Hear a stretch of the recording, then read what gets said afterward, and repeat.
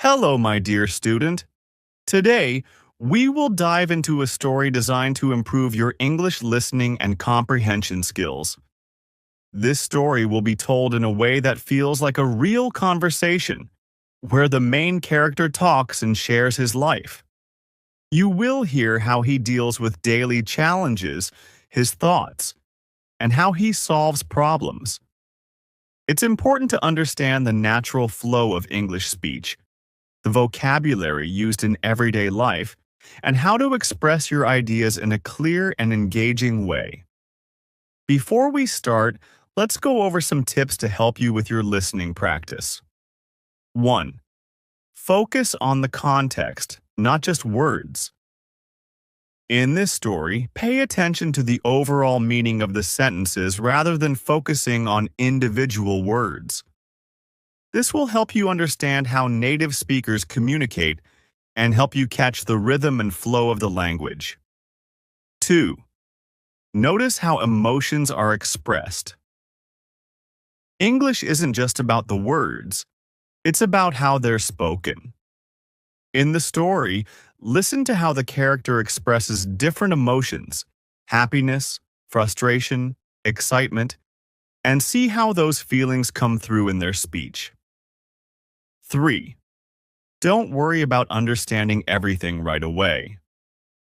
There might be words or phrases you don't know, and that's okay. The more you practice, the more you will understand. Try to guess the meaning from the context, and if needed, you can look up words later. 4. Pay attention to grammar and use. This story will use different tenses and sentence structures. As you read, think about why the character uses a certain tense or phrase in each part of the story. This will help you understand how to use English grammar naturally. 5. Repetition is key. Listen or read the story more than once. Each time you go through it, you will notice new details, phrases, or expressions that you didn't catch before. This will help reinforce your understanding. Now, let's move on to the story, where you will follow the journey of a boy named Ben as he goes through a day in his life, navigating everything from friendships to schoolwork and even some unexpected surprises. Ready? Let's begin. Ben's Day, the adventure of a boy who talks. Hey, my name's Ben. You know, just an average kid, nothing too special. I'm 15 years old, and I guess you could say I live a pretty normal life, but let me tell you, today's been kind of a weird one. You ever have one of those days where things just go sideways out of nowhere? Yeah, that was me today. So, I woke up this morning, right? Just like any other day. The alarm clock went off at 7 a.m., blasting that annoying beep beep beep sound that makes you want to throw it out the window. But whatever, I had to get up. School starts at 8:30, and I didn't want to be late. Again. Now, let me tell you about school. I'm in my first year of high school, and well, it's not terrible. I mean, sure, there's the usual stuff like homework and tests and all. But it's the people that make it interesting. You've got the jocks, the nerds, the artsy kids, and, well, people like me. I don't really fit into any group, I just sort of float, you know? But that's cool with me. Keeps things simple. Anyway, back to my day. I'm in the kitchen grabbing a quick breakfast. My mom's already up, sipping her coffee like she always does. She gives me this look. You know the one. Like she's wondering if I'm actually awake or if I'm just a zombie pretending to be her son. Ben, don't forget your lunch, she says. And I'm like, yeah, Mom, I got it. But of course, I didn't. Left it right there on the counter like always. Typical me. So I'm walking to school, earbuds in, music blasting. It's my routine. Helps me wake up a bit. The air's crisp, feels like it's going to be one of those perfect fall days. The leaves are just starting to change color, and you can smell that fresh, cool air that only comes around this time of year. I love it. But here's where things start to get strange. I'm about halfway to school when I notice this guy. He's standing at the corner, just staring off into space. Nothing too odd at first, right? Except for one thing. He's wearing this really old-fashioned suit, like something from the 1920s or something. And his hat, man, it's like one of those fedoras you only see in old movies. Now, I'm not one to judge, but it's weird, okay? So, I keep walking, figuring he's just some guy with a weird sense of style. But then, out of nowhere, he turns and looks directly at me. And I'm talking full-on eye contact. For a second, I feel like he knows me or something, but I've never seen this dude before in my life. He doesn't say anything, just keeps staring, and then he walks off like nothing happened. Yeah, super weird. I finally get to school, and by this point, I've mostly shaken off the weirdness. My first class is math, and oh man, I'm terrible at math. I sit there staring at the board like it's written in some alien language. My teacher, Mrs. Stevens, is trying to explain some new formula, but all I can think about is that guy I saw earlier. Like, who was he? Why was he dressed like that? And why did he look at me like that? I don't know, but it's stuck in my head. The rest of the day goes by pretty normally. Boring classes, hanging out with my friends at lunch, the usual stuff. But that guy, I can't get him out of my mind. After school, I head home, and I'm still thinking about him. So I decide to do something about it. I grab my bike and head back to the corner where I saw him. I don't know why, but something's pulling me there, like maybe I'll figure out what's going on if I go back. I get there, and it's just an empty street. No guy in a suit, no one at all. I'm about to head home when I notice something on the ground. A small folded piece of paper. It looks old, like really old, and it's just sitting there right where the guy was standing. I pick it up and there's a name written on it. John Smith. Really? The most generic name ever. But there's something else. An address. And it's in my town. Now, I don't know what possessed me to do this, but I decided right then and there that I had to find out who this John Smith was. So I hop back on my bike and ride over to the address. It's not far, maybe 10 minutes away. When I get there, I'm standing in front of this old house. It's kind of run down. Looks like it hasn't been lived in for years. But here's the thing. The front door is slightly open. Not wide open, but just a crack. Like someone's been there recently. I don't know what I'm expecting to find, but my curiosity is killing me. I step inside, and the place is empty. Like, completely empty. No furniture, no nothing. Just dust and silence. But then, I hear something. A faint sound, like someone whispering.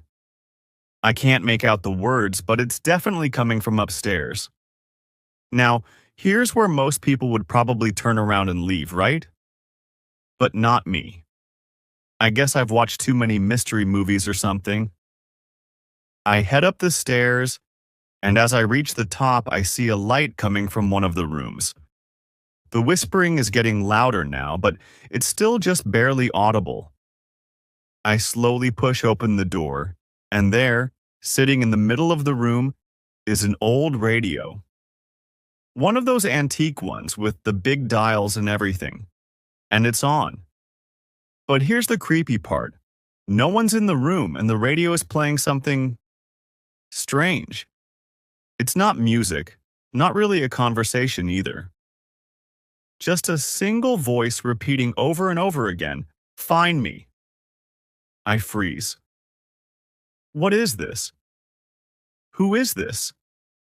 And why am I here? Ben's Day, The Adventure of a Boy Who Talks, Part 2. I stood there for what felt like forever, staring at the old radio as that eerie voice kept repeating, "Find me, find me." My brain was racing, trying to make sense of it all. Who was speaking? And who were they trying to find? Finally, I snapped out of it. This was getting way too weird. I turned off the radio and the room went dead silent.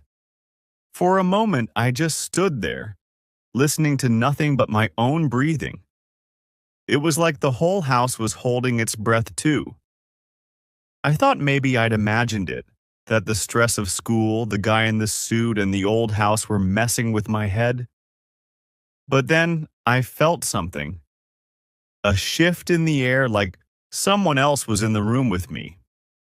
My skin prickled, and I turned around so fast I nearly tripped over my own feet. Of course, there was no one there. Just me, the dusty floor, and the creaky old walls. But that feeling, like I was being watched, didn't go away. I bolted out of there.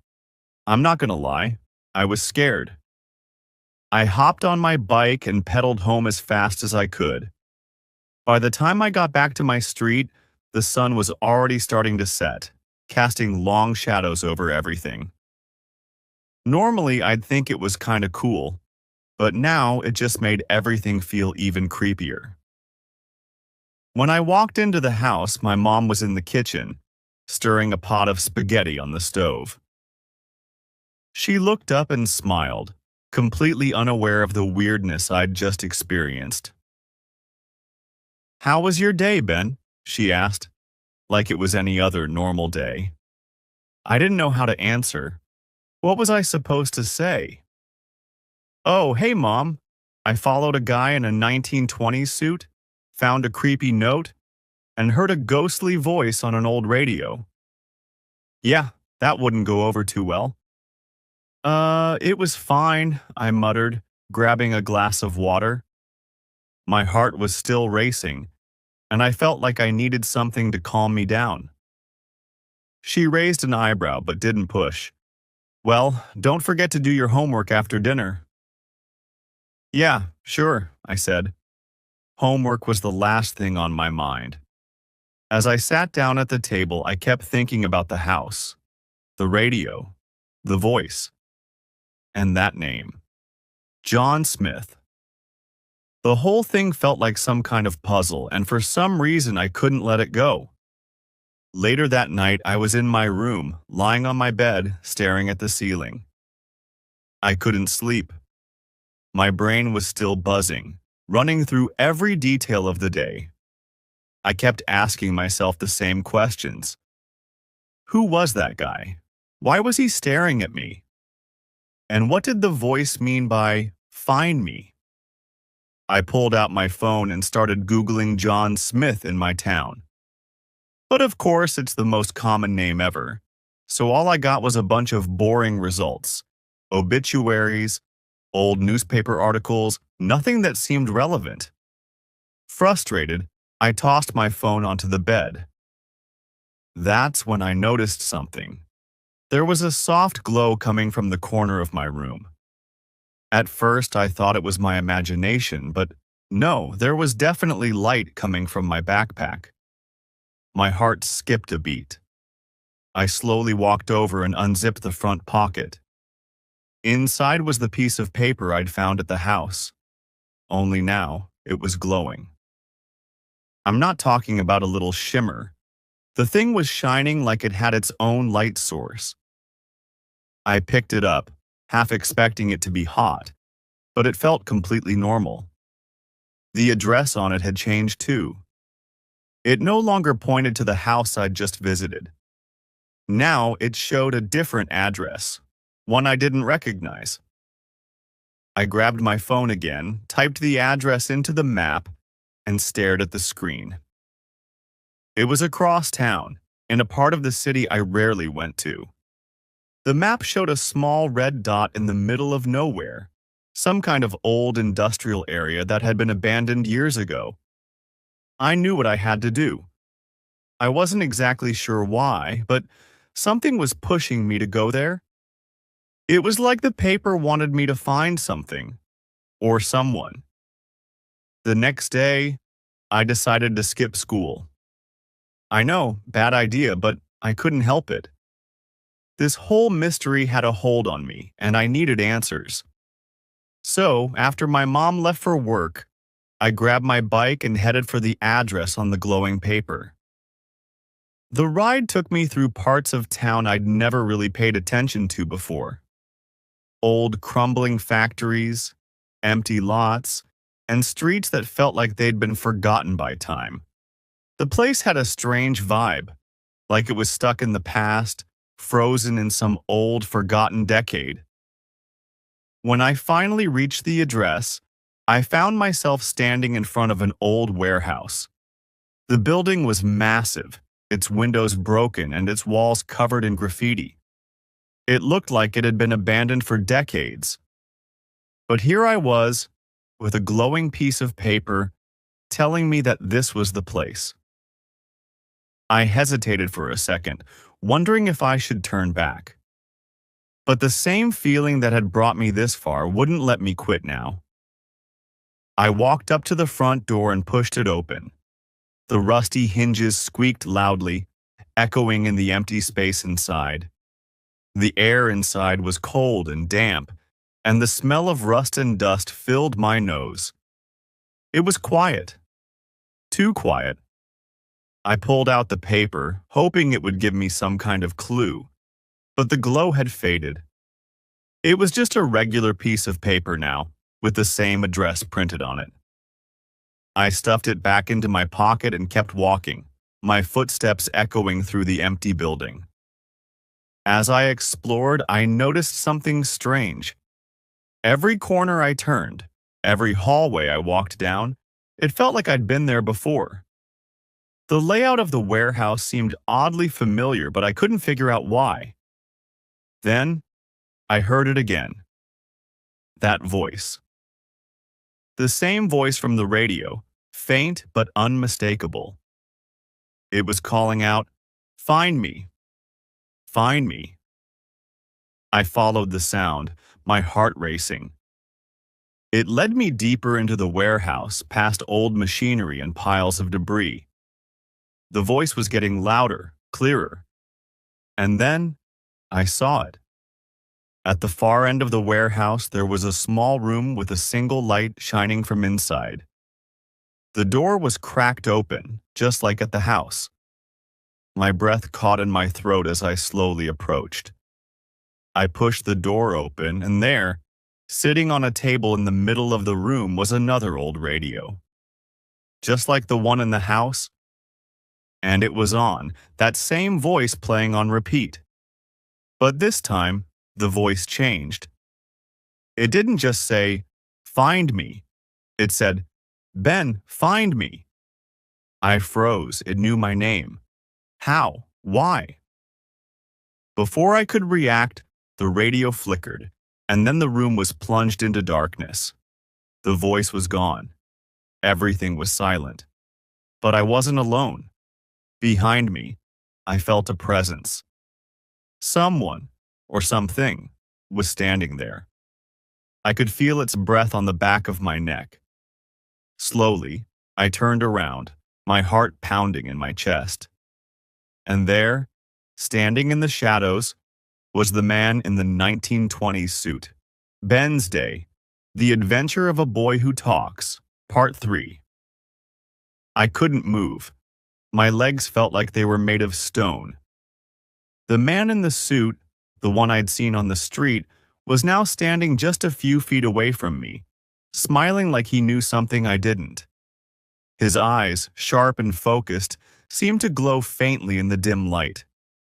He didn't say anything at first, just stood there, watching me, as if waiting for me to make the next move. My brain was screaming at me to run to get out of there, but I was frozen. All I could think about was how this man knew my name, how the voice on the radio was calling for me specifically. Finally, after what felt like an eternity, he spoke. "Hello, Ben." His voice was calm, almost soothing, but it sent a chill down my spine. I swallowed hard, trying to find my own voice. Who, who are you?" I managed to stammer, taking a small step back. The man's smile didn't falter. If anything, it grew wider. "I've been waiting for you, for a long time." The words hung in the air, heavy and full of meaning that I couldn't quite grasp. Waiting for me? What did he mean by that? "I don't understand," I said, my voice barely above a whisper. "How do you know my name? What is this place?" The man took a slow step forward, his shoes making a soft clicking sound on the concrete floor. He didn't seem threatening, but there was something unsettling about the way he moved, so deliberate and controlled. "This," he said, gesturing around the room, "is where it all begins." I blinked, trying to make sense of what he was saying. Where what begins? None of this made any sense. It was like I had stumbled into some kind of strange dream that I couldn't wake up from. "Ben," the man continued, "you've always felt like you didn't quite belong, haven't you? Like you were meant for something more." I didn't respond, but his words hit me harder than I expected. He wasn't wrong. I'd always had this feeling, this sense that my life was just ordinary. That I was supposed to do something important, but I didn't know what. It was a thought I tried to ignore most days, but now, hearing this stranger speak about it, it felt too real.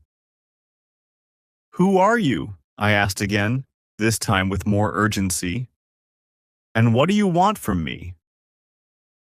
The man stopped, his expression softening, as if he finally realized he had to give me more answers.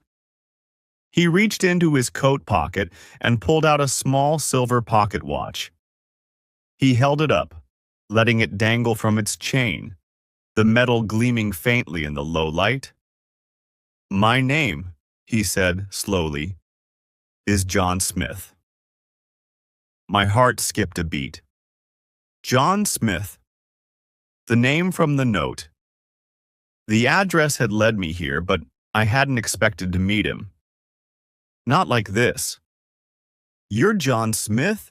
I asked, trying to wrap my head around it. "The guy from the note?" He nodded, his eyes never leaving mine. "The same." I took a step back, my mind racing. "But why did you leave that note for me? Why all the weird stuff with the radio and the glowing paper? What do you want with me?" John, if that was really his name, sighed softly, as if he had expected my confusion.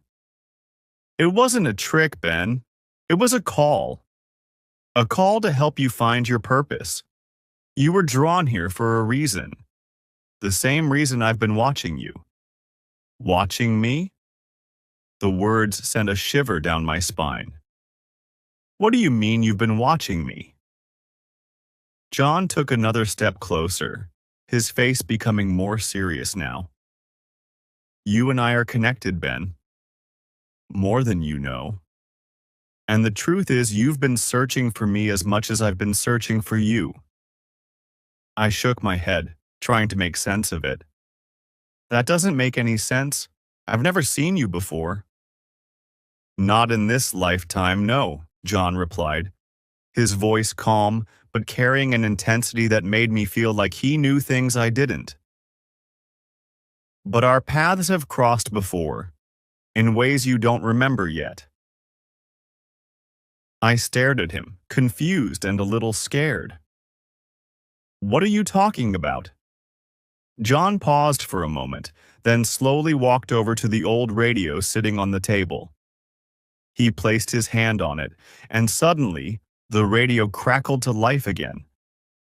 But this time, instead of the eerie voice calling out, music began to play. Soft, haunting music like something from an old movie. As long as you can remember, John said, his voice barely rising above the music, you felt out of place, like there was something more waiting for you just beyond your reach. That's because you're not like everyone else, Ben. You were meant for something greater. I felt my chest tighten. What do you mean I'm not like everyone else? John smiled again, but this time there was something sad in his expression. You're part of a legacy, Ben. A legacy that's been passed down through generations. And now, it's time for you to take your place in it. I stared at him, my mind spinning. A legacy? What are you talking about? I'm just a normal kid. I go to school, I play video games, I hang out with my friends. There's nothing special about me. John shook his head, his eyes full of something I couldn't quite understand. That's what you've been led to believe. But the truth is you're much more than that. And now, it's time for you to see for yourself. Before I could say anything else, John reached into his coat again and pulled out something else. A small folded piece of paper. He handed it to me and I took it cautiously, my fingers trembling. Open it, he said softly. I unfolded the paper and there, written in neat handwriting, was another address. But this time I recognized it. It was my own address. My own house. What is this? I asked, my voice shaking. John looked at me, his expression unreadable. The answers you're looking for are closer than you think. Go home, Ben. And when you get there, look under your bed. I stared at the paper, my mind racing. Under my bed? Why? John smiled that mysterious smile again. Because that's where you'll find the key. The key to everything. I didn't know what else to say. My head was spinning with questions, and none of this made any sense. But somehow, deep down, I knew I had to follow his instructions. I had to go home. Without another word, I turned and ran out of the warehouse, jumped on my bike, and pedaled home as fast as I could. The whole ride, I kept replaying John's words in my mind. The key to everything. What did that even mean? By the time I reached my house, the sun was starting to set again, casting long shadows across the street. I ran inside, my heart pounding, and headed straight for my room. I stood there for a moment, staring at my bed, my mind racing. What was I supposed to find under there? Some kind of key? A clue to this so-called legacy John was talking about? With trembling hands, I knelt down and lifted the edge of my bed. At first, I didn't see anything unusual, just a bunch of dust and some old shoes. But then, I spotted it. A small wooden box hidden in the shadows. My heart skipped a beat. I reached out and pulled it out, wiping away the dust. The box was old, much older than anything I'd ever seen. It had strange symbols carved into the wood, symbols I didn't recognize. I hesitated for a second, then slowly opened the box. Inside, lying on a small cushion, was a key. A simple brass key that looked like it had been sitting there for years. I stared at it, my mind racing. The key to everything, John had said. But what did it unlock? And why had it been under my bed all this time? Ben's Day, The Adventure of a Boy Who Talks, Part 4. I held the brass key in my hand, feeling its weight. It was small and simple, but it felt ancient, like it had 1,000 secrets buried within it. My mind was a whirlwind of questions. Why was this under my bed? How did John Smith know it was there? And what in the world did it unlock? I sat on the edge of my bed, staring at the key. It felt like the start of something huge, something bigger than I could understand. But I had no idea what to do next. The whole day had been one strange thing after another, and now this, a key that was supposed to unlock everything, whatever that meant. Finally, I couldn't take it anymore. I had to know more. I grabbed my phone and dialed the number of my best friend Max. He answered after a couple of rings. "Hey, Ben, what's up?" I took a deep breath. "Max, I know this is going to sound crazy, but I need your help. Something really weird's happening, and I think I've stumbled onto something, I don't even know. Something big." There was a pause on the other end of the line. Max was the kind of guy who liked to joke around, but I could hear the seriousness in his voice when he replied. "What are you talking about, man?" I quickly explained everything. The guy in the suit, the radio, the note, and now the key. I could tell Max didn't know how to respond at first, but when I finished, he was quiet for a second, then said, "All right, I'll be there in 10. Sure enough, a few minutes later, Max showed up. He was wearing his usual hoodie and jeans, his curly hair sticking up like he'd just rolled out of bed. When I let him into my room, I showed him the key in the box it had been hidden in. He picked up the key, examining it closely. "This is some Indiana Jones stuff, Ben. You really think it's important?" I shrugged. "I don't know. But that guy, John Smith, he told me to find it. He said it was the key to everything." Max whistled. "That sounds dramatic." "I know," I said, pacing around the room. "But I feel like I have to figure this out. What if it's connected to something bigger, something that explains why this has been happening to me?"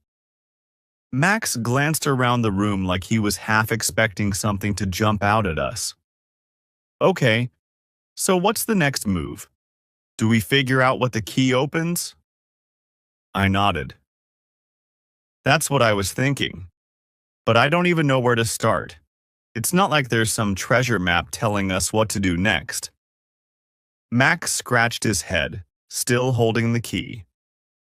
"Maybe there's a clue in the box or something. Old boxes like this usually have hidden compartments or something like that, right?" We both stared at the box. It was small, made of dark wood, and had those strange symbols carved into it.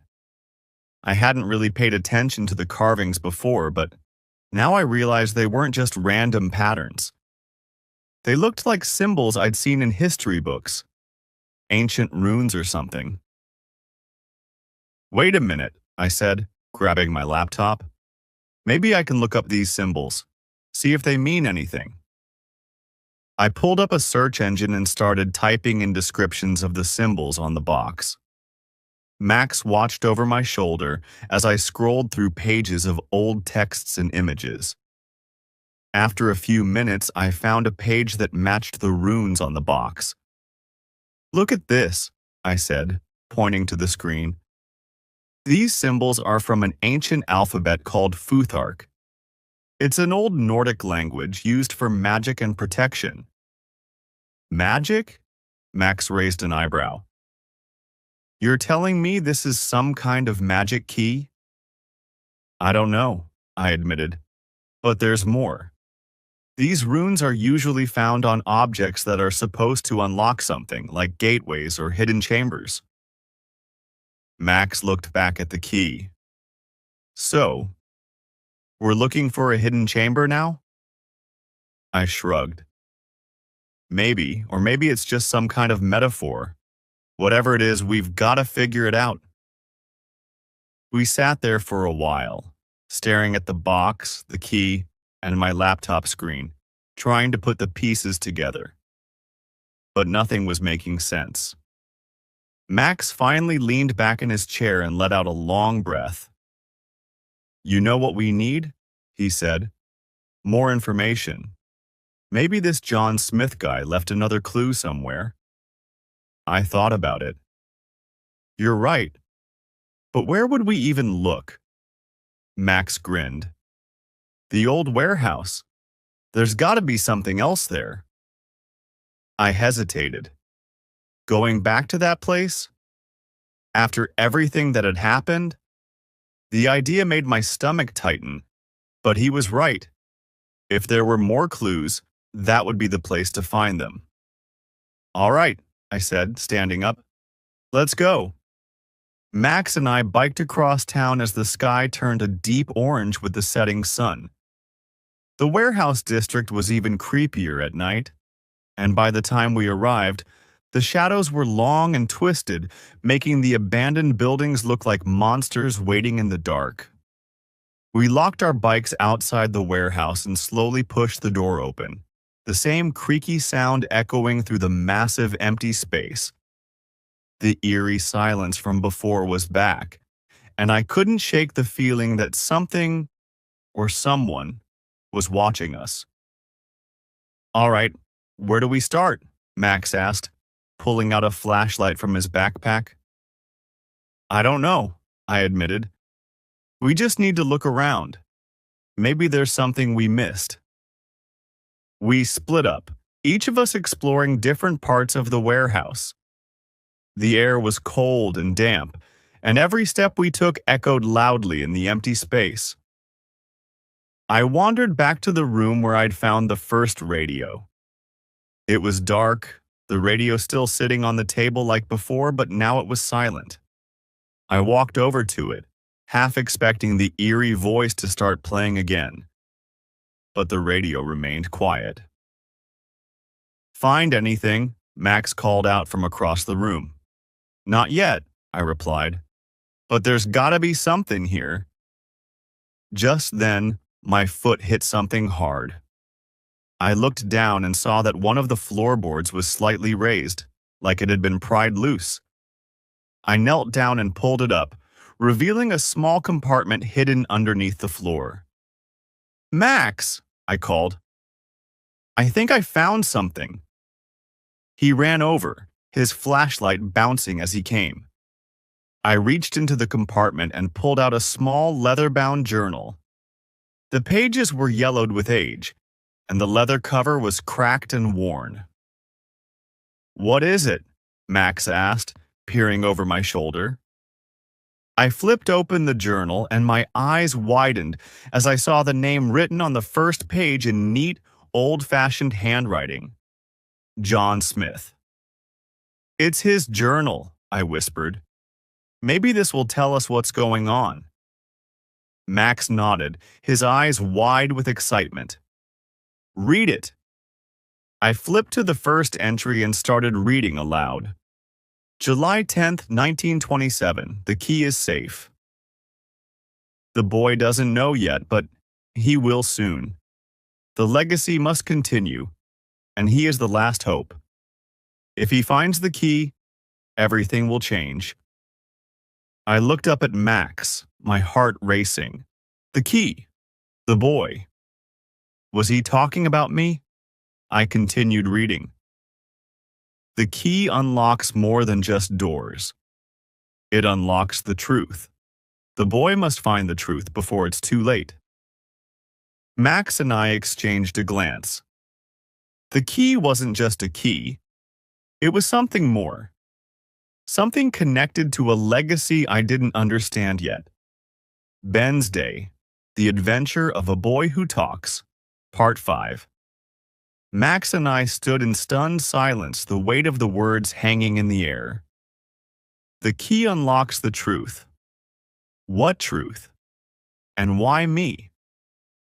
I had no idea what this legacy was that John Smith kept mentioning, but it was clear that the key in my pocket was the center of everything. Max broke the silence first. This is getting wild, man. A key, an old journal, and some kind of secret legacy? How are you supposed to figure this out? I don't know, I admitted, staring at the journal in my hands. But I have to. It's like, this has been waiting for me. I just didn't know it. I turned another page of the journal. The handwriting was steady, but the words were filled with urgency, like John Smith had been racing against time. July 15th, 1927. The boy must find the map. Without it, the key is useless. The legacy is hidden, but the map will show the way. If the boy can find it, the truth will finally be revealed. I read the passage out loud, feeling more confused than ever. A map? What map? And why didn't he leave it with the key? Max shrugged, shining his flashlight around the room. Maybe it's still here somewhere. If he hid the journal, there's a chance he hid the map too, right? Yeah, I said, glancing at the hidden compartment under the floorboards. But where? We spent the next hour searching the warehouse from top to bottom, but there was no sign of any map. The place was huge, with dark corners and piles of old, rusted machinery everywhere. Every creak and groan of the building made my skin crawl. I couldn't shake the feeling that we weren't alone, like something was watching us from the shadows. Finally, after what felt like forever, Max plopped down on an old crate, wiping sweat from his forehead. This is hopeless. If there's a map, it could be anywhere. Maybe even in a different building. I sank to the floor beside him, feeling exhausted and frustrated. You're right. We don't even know what we're looking for. But as I sat there, staring at the journal in my hands, something occurred to me. The journal itself. What if the map wasn't hidden in the warehouse at all? What if it was hidden in the journal? Wait a minute, I said, flipping through the pages again, more carefully this time. I ran my fingers over the old paper, checking for anything unusual. A folded page, a hidden compartment. After a few moments, my heart skipped a beat. One of the pages near the back of the journal felt thicker than the others. I held it up to the light and gasped. There, faint but visible, was a seam running along the edge of the page. Max, look at this, I said, my voice shaking with excitement. Max jumped up, peering over my shoulder. What is that? I think there's something hidden inside the page, I said, carefully pulling at the seam with my fingernail. Slowly, the page peeled open, revealing a thin, folded piece of paper tucked inside. My hands trembled as I unfolded it, and there, in front of me, was the map. It was old, like the journal, the edges frayed and yellowed with age, but the lines were clear, showing a layout of streets and landmarks that looked familiar. I squinted at the names of the streets, my heart racing. It's a map of our town, I whispered. Max grabbed the map from my hands, examining it closely. Holy crap, you're right. But what's this? He pointed to a spot on the map that had been marked with an X, right in the middle of an area I didn't recognize. I leaned closer, trying to make sense of it. I don't know. That part of town looks different than it does now. But this X? It has to mean something. Max nodded, his eyes wide with excitement. It's like a treasure map. Whatever's hidden there, it's got to be connected to the key. I folded the map carefully, slipping it into my pocket next to the key. Then we have to go there. Tomorrow, we'll figure out what the X is marking. Max grinned. Adventure time. The next morning, Max and I met up early, ready to follow the map. I barely slept the night before, my mind racing with thoughts about what we might find. Part of me was still in disbelief. It felt like I was living in some kind of movie, with ancient keys, secret maps, and mysterious legacies. But the other part of me was scared. What if we found something we weren't ready for? What if John Smith wasn't the only one who knew about the key? I shook off the thought. We had to keep going. The map led us to an older part of town where the streets were narrow and lined with buildings that looked like they'd been around forever. The area was mostly abandoned now, with boarded-up windows and faded signs. It was eerie, like we were walking through a ghost town. Max unfolded the map, checking our location. We're close. The X is just a few blocks away. We kept walking, the streets growing quieter with every step. Finally, we reached the spot where the X was marked, an old crumbling building that looked like it had been abandoned for decades. The windows were shattered, and the front door was hanging off its hinges. "This is it," I said, staring up at the building. "Whatever we're supposed to find, it's in there." Max didn't hesitate. "Let's go." We stepped inside, the floor creaking under our weight. The air was stale and dust swirled in the beams of sunlight that filtered through the broken windows. We explored the first floor, but there was nothing there, just old furniture and debris. Finally, we found a staircase leading down to the basement. I hesitated at the top of the stairs. Something about the basement felt wrong, like we were about to step into something dangerous. But Max was already heading down, his flashlight cutting through the darkness. "You coming?" he called over his shoulder. I took a deep breath and followed him. The basement was cold and damp, the walls lined with old bricks that were crumbling in places. There was barely any light, and the air smelled musty, like no one had been down there in years. Max and I searched the room, but it looked empty, just like the rest of the building. "Maybe we got it wrong," Max said, sounding disappointed. "Maybe the X doesn't mean anything after all." But then, I noticed something. In the far corner of the room, there was a small section of the wall that didn't look quite right. The bricks were newer than the others, and they didn't match the rest of the wall. "Max, over here," I said, pointing to the spot. We both rushed over and started examining the wall. It wasn't hard to figure out that this section had been sealed up recently compared to the rest of the building. Without saying a word, Max and I began pulling at the bricks, our hands quickly getting scraped and dirty. After a few minutes of hard work, we'd removed enough bricks to see what was behind them. A small, hidden chamber, barely big enough to crawl through. Inside the chamber, there was a metal box. It looked old, much older than the journal or the key. The surface was covered in dust, and it had a heavy lock on the front. Max stared at it, his eyes wide. "No way!" I reached into my pocket, pulling out the brass key. My heart was pounding as I knelt down in front of the box, my hands shaking as I slid the key into the lock. With a soft click, the lock opened. Max let out a low whistle. "Well, that's one mystery solved." I took a deep breath and slowly lifted the lid of the box. Inside, there was a collection of papers, old and brittle with age.